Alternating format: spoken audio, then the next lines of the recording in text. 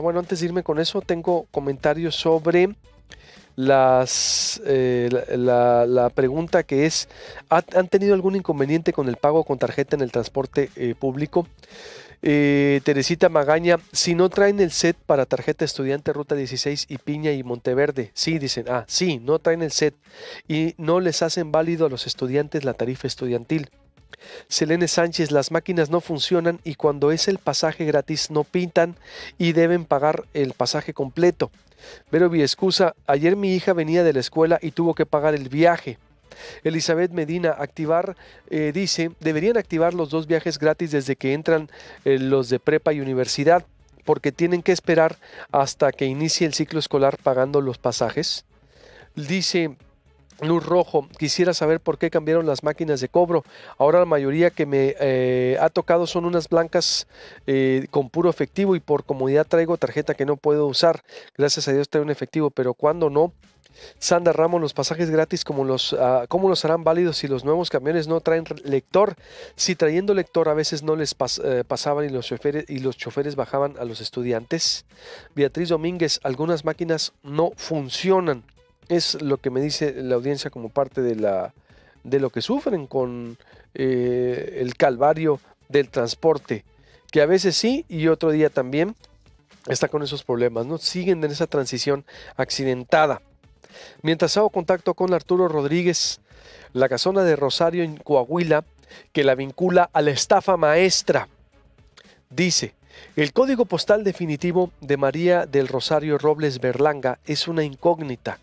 Si la identificación de un domicilio distinto al que proporcionó pesó en la decisión del juez que le dictó prisión preventiva, la localización de 3 direcciones adicionales terminan por desbaratar su presunción de que habitó durante los últimos 24 años solo la casa que posee en el pueblo de Los Reyes, en Coyoacán. Ojo, la localización de 3 direcciones adicionales, ¿no? Aún más, la ubicación de una de esas direcciones la relaciona con empresas favorecidas con cientos de millones de pesos asignados de manera irregular, de acuerdo con informes de la Auditoría Superior de la Federación y según se desprende un seguimiento realizado por Proceso. A partir de documentos, testimonios y registros periodísticos pueden identificarse 5 domicilios que habitó o registró en distintos momentos. Destaca uno en Torreón, Coahuila. Es una residencia en un exclusivo fraccionamiento, propiedad de familiares lejanos que a su vez son accionistas de empresas implicadas por la Auditoría Superior de la Federación en un esquema de presunto desvío de recursos como parte de la revisión de la cuenta pública del 2015. Estoy leyendo parte del trabajo del periodista y escritor, autor de El regreso autoritario del PRI, y escritor también y periodista de la revista Proceso, y quien le decía, a mí me agarró en vacaciones el debate que tuvo respetuoso, de altura, sin protagonismo, sino sencillamente un debate profesional con el presidente sobre los contenidos y cobertura de Proceso. Él es Arturo Rodríguez, te saludo con muchísimo gusto, mi estimadísimo. ¿Cómo estás? Buenos días.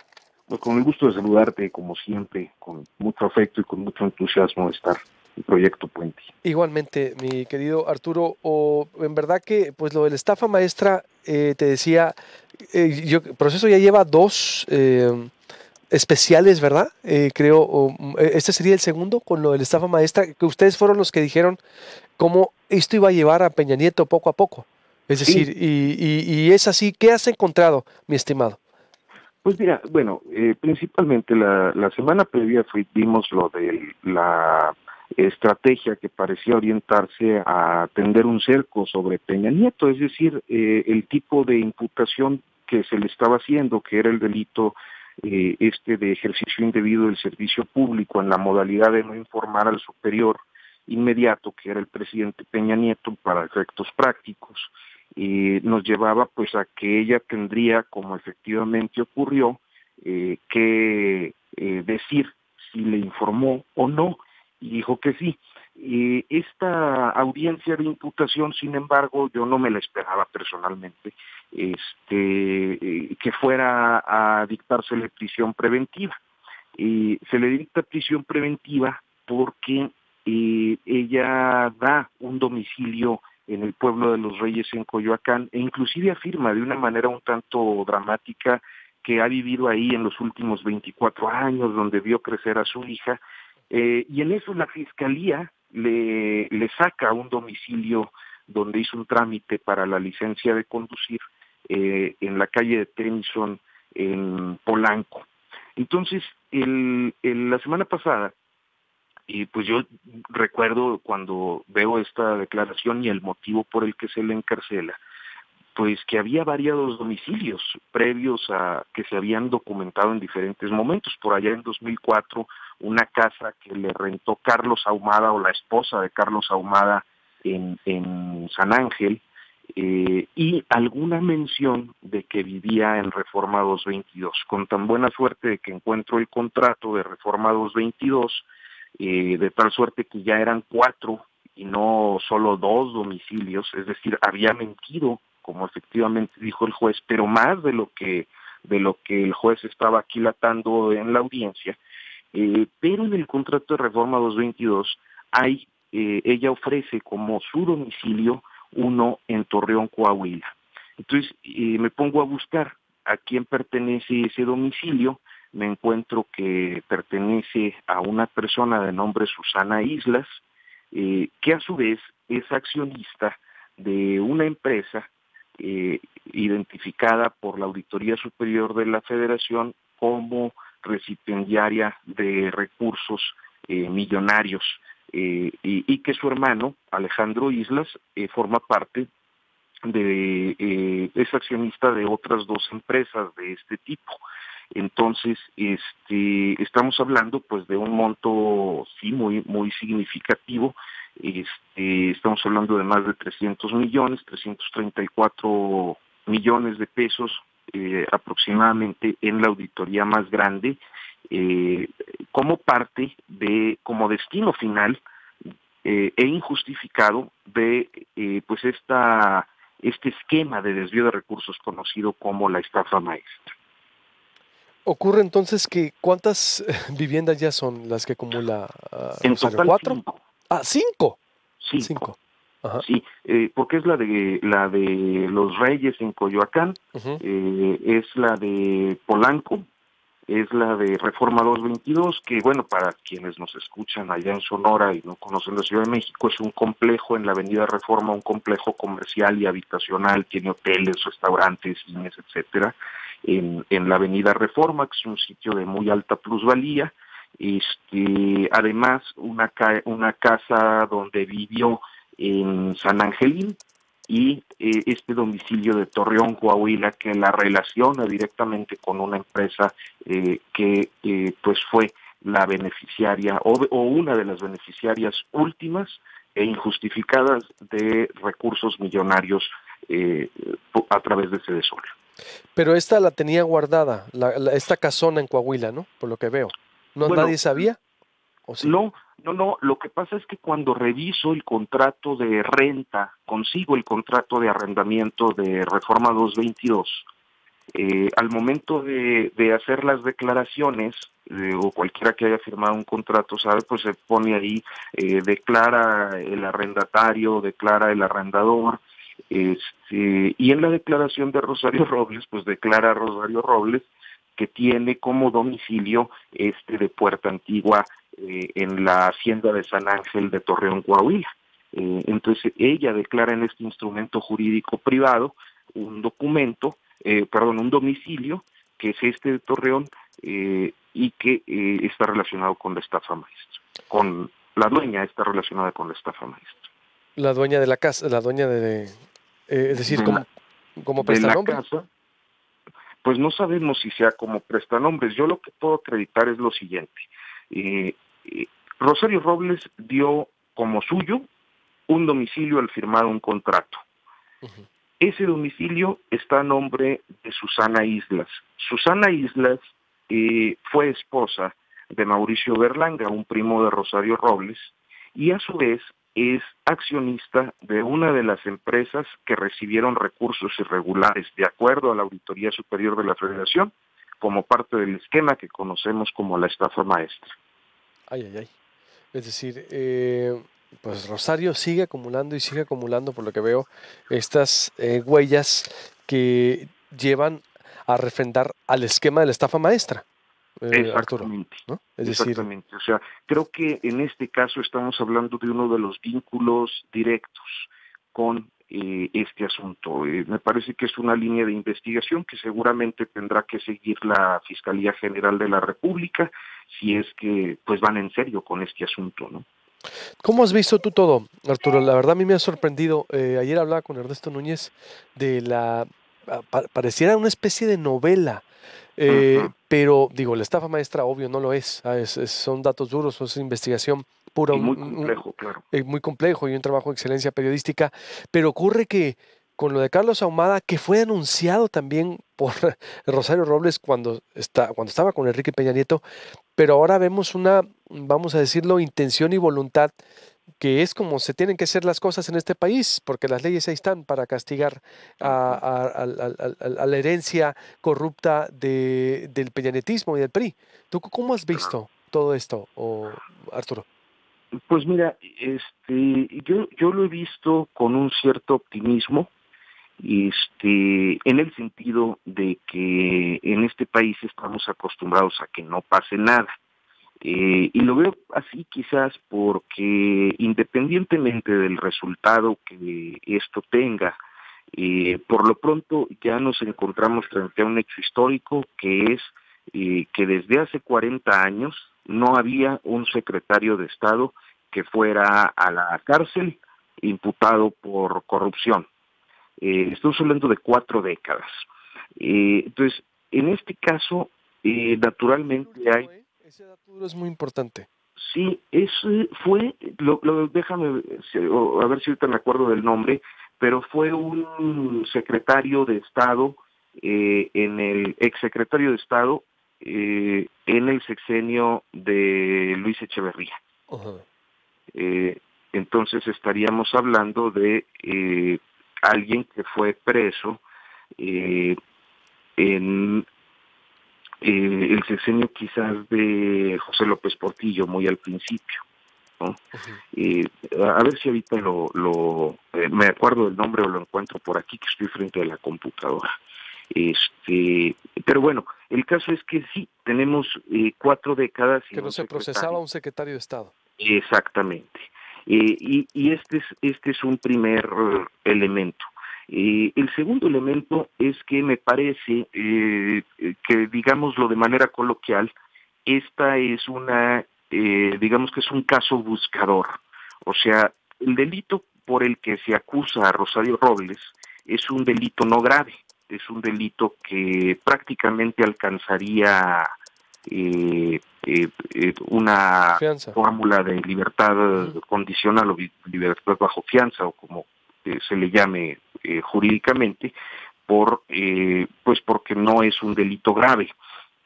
Sin embargo, me parece que la estrategia que se siguió orienta no solo a la implicación de Rosario Robles, sino a la revelación tanto de ella como de otros tantos imputados, porque estamos hablando de alrededor de 300 personas que están bajo averiguación previa y en investigación, que pudieran estar dando líneas hacia otros miembros del gabinete. Y estoy hablando concretamente de José Antonio Meade, de Luis Videgaray, que era prácticamente un vicepresidente e inclusive del presidente Enrique Peña Nieto el sexenio pasado. Entonces, me parece que sí se trata de un caso que podría ir muy lejos. Ahora, por otra parte, el manejo que se le ha dado a partir de que el asunto caiga en manos del juez Delgadillo Padierna, que a su vez es sobrino de Dolores Padierna y por lo tanto, de René Bejarano, pues enturbia un poco lo que parecía ir muy bien, pero me parece que lo enturbia en términos políticos de imagen del caso, aunque no necesariamente jurídicos. Esa es como la perspectiva que tengo por el momento, ¿no? Oye, y pues imagínate, Videgaray, MIT, son 11 dependencias exactamente también, son 300, ese dato, has dado un dato nuevo también que no habíamos dimensionado en escena. 300 personas bajo averiguación en todo esto, estimado. Sí, 300, aproximadamente. imagínate. Sí, porque naturalmente para hacerlo necesitaron a muchos mandos medios, personas que tuvieron que operar el esquema de desvíos. Yo tuve acceso hace unos días a ver uno de los esquemas que se han integrado en el equipo de investigación de la Fiscalía General de la República. Solo pude acceder brevemente a una parte y el esquema es verdaderamente pues de una dimensión imposible. Creo que si lo tuviéramos que ver impreso, tendríamos que verlo en una pared para poder identificar a cada uno de los implicados que participaron en la triangulación de los recursos. Y esto alcanza incluso a Sonora, ¿eh? Ojo, hay nombres ahí de sonorenses. En verdad es algo que ya como lo estás exponiendo, cambia la perspectiva. Tienes razón, no recuerdo porque en el 2000 Fox los secretarios, los peces gordos, pues se les desvanecieron. No hubo secretarios procesados, ¿no? Con el PRI, con la herencia de Fox. No, Fox lo único que intentó fue encarcelar y procesar el caso de Rogelio Montemayor por aquel escándalo que conocimos como el Pemex Gate. Ajá. De un desvío de alrededor de 1,000 millones de Pemex al sindicato petrolero, que a su vez fueron a la campaña del PRI, pero no lo pudieron armar y todos quedaron exonerados. Allí iba Romero Deschamps, iba Rogelio Montemayor, que había sido el director de Pemex con Ernesto Zedillo, pero el caso quedó en nada. Entonces, bueno, pues estamos hablando en el sexenio de Calderón, pues tampoco. Y previo tampoco, ¿no? Si ustedes recordarán, pues no hubo ningún exsecretario preso con Ernesto Zedillo, no lo hubo con Carlos Salinas de Gortari, hasta donde recuerdo no lo hubo con Miguel de la Madrid. Los priistas particularmente tenían un esquema de imposición que los presidentes solían operar al inicio de cada sexenio, que era meter a un poderoso a la cárcel, ¿no? Pues Miguel de la Madrid metió a la cárcel al Negro Durazo, Carlos Salinas metió a la cárcel que era un jefe policíaco, el Negro Durazo, muy corrupto, de la Ciudad de México. Carlos Salinas metió a la cárcel a Joaquín Hernández Galicia Laquina, que era el líder del sindicato petrolero. Ernesto Zedillo metió a la cárcel a Raúl Salinas. Fox, Calderón, pues no pudieron, y Peña Nieto al Bester Gordillo. Es decir, era algo que hacían para demostrar la fuerza, ¿no? Para decir, aquí el que manda soy yo y nadie me va a hacer frente. Pues servía un poco para ese mensaje, para también las venganzas, las vendetas políticas, pero ninguno que hubiera sido verdaderamente popular del gabinete, pues. Vaya, en verdad, contexto histórico, mi estimado, tienes razón, que del perfil, del estilo personal de gobernar de los priistas, y que ahora esta persecución contra los priistas de parte de Andrés Manuel López Obrador, yo creo, es muy profunda. Yo estoy de acuerdo contigo, esos 300 bajo averiguación previa, y ojo, hay más gente que operó la estafa maestra. Si en realidad se va a ir en serio, esto va a ser un hecatombe, ¿eh? Esto va a ser, en verdad, un terremoto contra la clase política y la herencia priista. Por lo pronto que ya si cayó ya un secretario de Estado, imagínate quién no pueda caer de todos los que estuvieron abajo, desde directivos o empleados, y no se está empezando por el más chiquito, se está empezando por la más grande, y eso es mucho mensaje, y más los que sigan. Arturo, te mando un fuerte abrazo, en verdad, qué gusto escucharte y qué buen análisis como siempre que nos has hecho. Te vamos a dar más lata, si nos lo permites después. Siempre estamos atentos a lo que escribes, mi estimado, y estamos en contacto. Yo estoy a tus órdenes, hermano, un fuerte abrazo. Igualmente, abrazo, mi estimadísimo Arturo Rodríguez García de la revista Proceso. Exactamente, ese contexto es muy importante lo que dijo de lo que, cómo Miguel de la Madrid se fue contra el Negro Durazo. Carlos Salinas se legitimó con Joaquín Hernández Laquina.